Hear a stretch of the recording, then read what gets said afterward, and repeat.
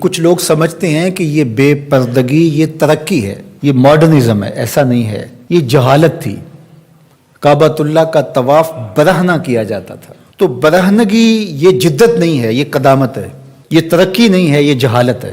اس سے اسلام نے نکالا ہے اور پردے کی طرف اسلام انسانیت کو لے کر کے آیا ہے۔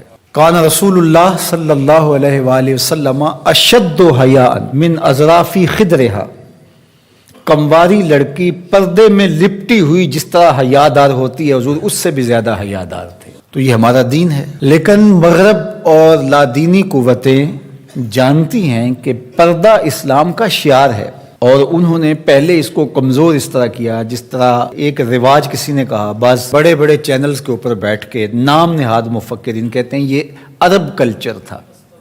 عرب کلچر تو برہنگی تھا، عرب کلچر تو برہنہ طواف کرنے کا تھا، گھروں پہ جھنڈے بدکار خواتین کے چھتوں کے اوپر عرب میں لگتے تھے۔ تو یہ پردے کا تصور کلچر نہیں ہے، بلکہ یہ سنت زہرا سلام اللہ علیہا۔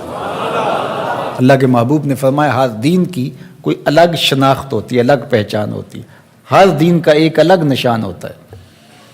تو اسلام کی وہ خاص چیز، وہ خاص نشان، خاص پہچان پردہ ہے، حیا ہے، اور اگر حیا چلا جائے تو پھر دین بھی چلا جاتا ہے۔ ایک روایت میں فرمایا حیا اور ایمان دو آپس میں جڑی ہوئی چیزیں ہیں، ان میں سے ایک چلا جائے گا پیچھے پیچھے دوسری شے بھی چلی جائے گی۔ تو لادینی قوتیں اس بات کو جانتی ہیں کہ اگر حیا چھین لیں گے تو ایمان اس کے پیچھے پیچھے اس راستے سے جو حیا کے چھننے سے بنے گا، تو انہی قدموں پہ ایمان بھی رخصت ہوتا چلا جائے گا۔ تو لہٰذا ان کو یہ کہو کہ تم ترک ایمان کرو تو یہ تو کبھی راضی نہیں ہوں گے، تو اس لیے انہیں پردے کا ترک کروایا جائے، انہیں حیا کے جوہر سے محروم کیا جائے تاکہ یہ ایمان کے جوہر سے بھی محروم ہو جائیں۔ تو پھر انہوں نے کئی رنگ تراشے، کبھی کہا کہ نظر کا پردہ ہے، کبھی کہا کہ پردہ تو انسان کے دل میں ہوتا ہے۔ تو مجھے بتاؤ آج کا شخص جو شہوتوں سے لتھڑا ہوا ہے، جہاں شہوات کی گندی ہوائیں چل رہی ہیں، اس ماحول کے اندر اگر کوئی یہ بات کہے تو کتنی عجیب ہے، جس ماحول میں تقدس کی باد صبا چلتی تھی اور وحی اترتی تھی، اور جبریل کو وحی لے کر کے آتے صحابہ نے دیکھا تھا، اور قرآن اترتا تھا، اور قرآن پڑھانے والے سکھانے والے خود صاحب قرآن تھے، وہ صحابہ، ان کو جب پردے کا حکم دیا گیا اور ان کو نظریں نیچی رکھنے کا حکم دیا گیا تو میں اور آپ کون ہوتے ہیں؟ جب ابو بکر و عمر کو کہا گیا کہ نگاہوں کو نیچا رکھنا، جب عثمان و علی سے کہا گیا کہ نگاہوں کو نیچا رکھنا، جب سیدہ عائشہ، حضرت ام سلمہ، حضرت میمونہ، حضرت زینب، سیدہ فاطمہ تو زہرا سے کہا گیا کہ تم اپنے پردے کی حفاظت کرنا،